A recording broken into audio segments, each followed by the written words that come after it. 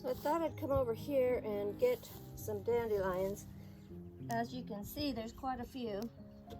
And I've already started picking some of these. Food for the bees in the spring. So we don't want to take all of them. We just want a percentage. And so yesterday I got the notion to make dandelion jelly. So that's what I'm going to do today.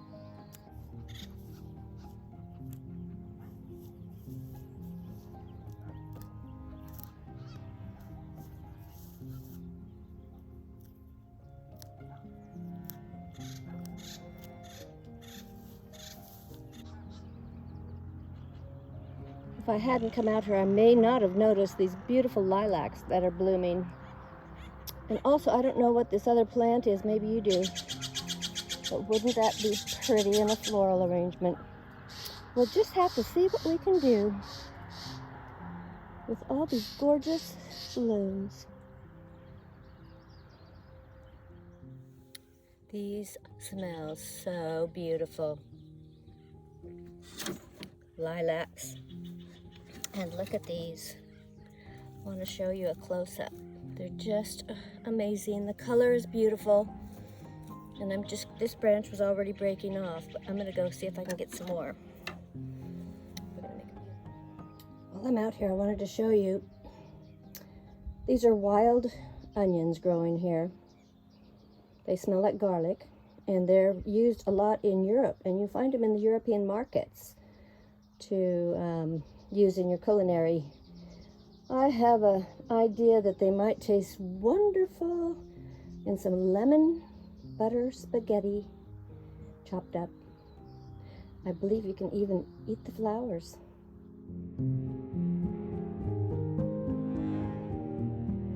We'll make one more stop today, as I can see that lavender is calling my name.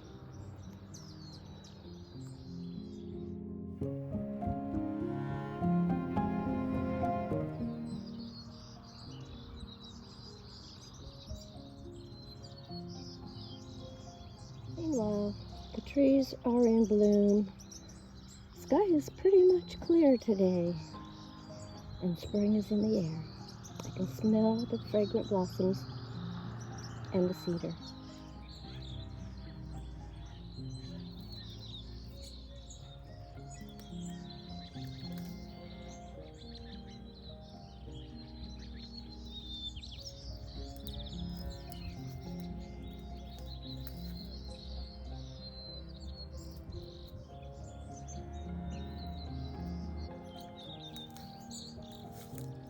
The smell is glorious. Oh, yes.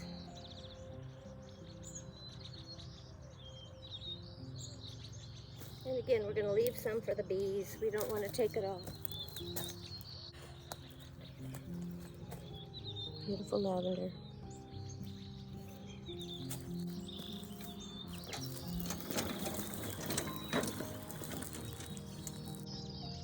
And let's just pause for a moment and listen to the birds.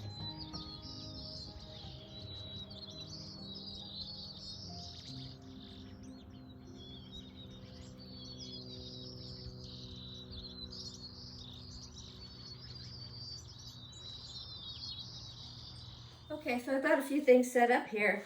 I'm going to put these aside, and we're going to do the vase. We're going to paint this little Victorian vase that I found at Habitat for Humanity. And look, it's got the bird on it, but do not like this. It's red inside. Doesn't get the vibe for me. So we're going to change that up. But meanwhile, I've learned that if you don't process your dandelions almost immediately, you're going to end up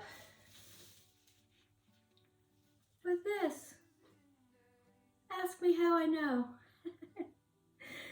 I've got a bunch of them in here.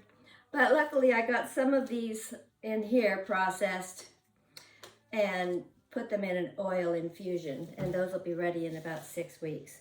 But today we're making jelly, so I am going to just take these petals out. Don't want to get any of the green in there, it's bitter. And got to get these in the pot to boil. So just very carefully removing the petals. And I'm going to go ahead and get that done. And look at the beautiful blossom. Is that gorgeous? It's really quite magnificent. It looks like a whole little baby sun. Looks like a little sunshine. Once I get this in the pot to boil, I'm going to see how much I have here. I'm just going to make a small batch. I've got about 4 jars set aside, and I'm going to try the oven kettle method, I think it's called. So I'm not doing a tutorial here, but just wanted to show you that, you know, the dandelions, you can go out and forage those and put them, you can make so many things with them. The other one I'm making is a salve, the one that's infusing in olive oil right now. And it's good for arthritis, which I don't know if this is arthritis, my little bumpy fingers. So now we're going to get these processed, and we'll be back to work on the pot and make some beautiful floral arrangements. Still working on the dandelions, but I just wanted to show you. I decided to start using scissors, and I'm pinching them up and cutting them like that.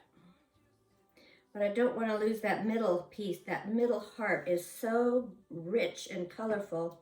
I think there must be a lot of vitamins and minerals in there.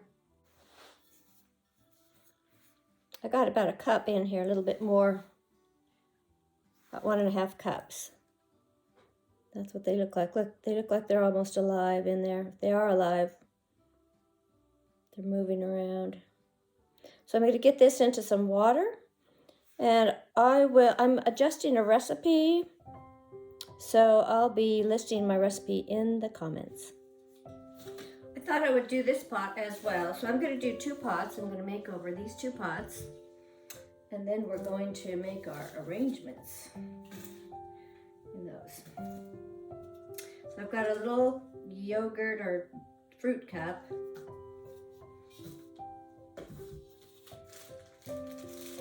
And chalk paint in sheepskin. It's kind of a creamy white color. I'm going to pour some of that in here. Oh, it's gloopy. That's okay. It's kind of old, but I can add water to that later and get a little more bang for my buck. And then I just got this salt wash, and I thought I'd try that. I see that being used a lot. So you're supposed to put, I think, 1 part salt wash to 1 part paint. So I've got a couple tablespoons in here. I'm just going to put a couple dabs like that, maybe a little more. So that's my salt wash. And then this particular one here is, the paint is just chipping off on the inside of it. I don't know if you can see that, but I've had this for a long time, and I never have really liked the faded blue, even though some people might like that. That's fine too, but I thought I would just, oh, this is thick. I'm gonna get some water in it. It also sets up pretty fast, so just stir it really well, and then start slapping it on. No, I don't slap it on, but you know what I mean. So I've got my paintbrush. I'm gonna try this one first, and it should give it kind of a nice coverage and maybe the look of cement. Just getting down in all the crevices, getting that black out. I don't want that in there, shall we? I just want to get a clean palette going with it.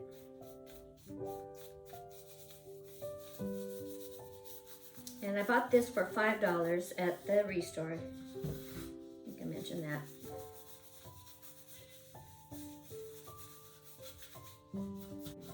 Okay, so I think we've got this. I want to get all the edges Doesn't this just have a Victorian look to it though? The way this pot is, it's got the bird motif on it. It's got all the detail that the Victorians took a lot of time to give to their art. So we're gonna set that aside while it dries. I think we got all the angles. And I did wash it out, so I'll probably go back over it with one more coat. But let's see what we can do with this guy. This is pretty old, it's all rusted, so it needs a paint job, I think. I think just the white kind of goes with everything. That's why I'm just refreshing it for my springtime bouquet. And I don't think it's going to hold water. I don't think I'll be able to put water in this one. In fact, I'm not sure if I can put water in that one and it will hold. So when I do it, I may set down a jar inside with water in it, like I do the pumpkin vases. Whenever I see these, I like to pick them up because I think they're very French country and they have such a nice shape to them. Whenever I see them in a room, I like them, so that gives me an indication that it's something that I enjoy. So maybe you have something else that you love to see. When you see it, it's like lights you up inside. That's probably something that you would enjoy having in your home. Something that you look at often.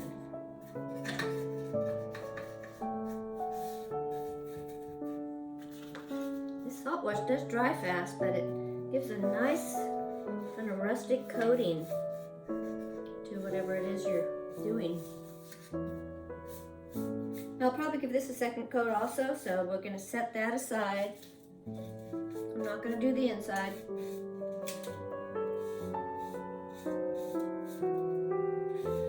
Just get the edges here.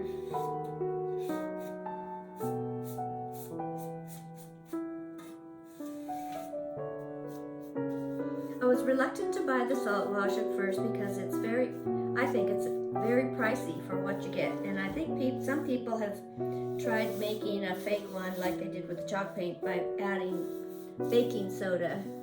I haven't tried that, but that might work too, just as well.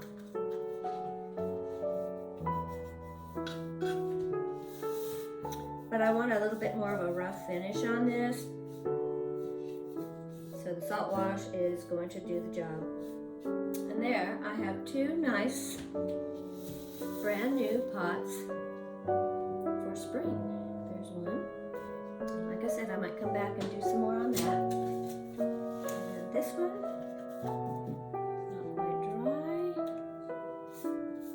I'm going to go ahead and add more paint. Now another way you could do this is you could spray it with an enamel paint, and that would probably give it the more authentic French look that you may want, because the French make these are actually enamel, baked on enamel when you get them brand new.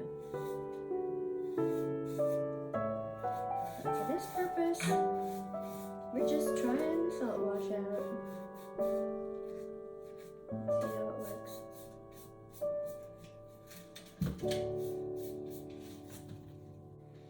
When all is said and done, at the end of the day, when the work's been done, the heavy lifting, the chores, the one thing that I always want to go to is paint. I want to paint something, and I don't know about you, but painting is like my calm, my therapy, my rest, and my relaxation. So I do a lot of painting projects, and you know, they're easy, they're fun. You get to see the transformation of your items pretty quickly, and it's very satisfying to me. I hope you'll try it if you haven't. This is easy to do, and that salt wash is probably going to last me for the rest of my life because it's a big thing of salt wash. Luna agrees. Okay, so I've done another coat on each of these, and I found an insert for this one so that I can add water. It's not that I'm not sure if this will hold water, but I'm not going to take a chance. And this is just the bottom of a gallon water jug, and I'll pour water into that. But I've basically got these just about ready to go.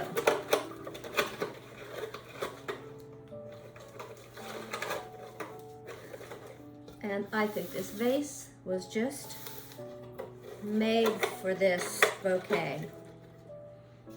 Isn't that gorgeous? So now I'm going to place it. Just don't want you to see the, again.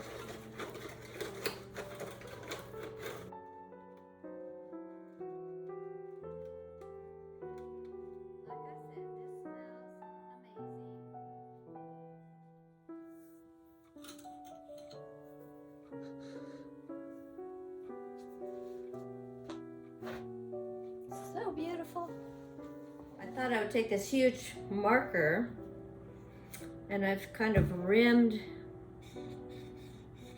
started rimming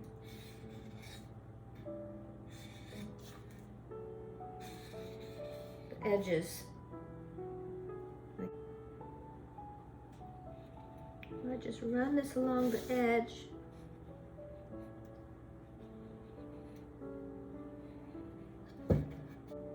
Gives it that extra, little bit extra.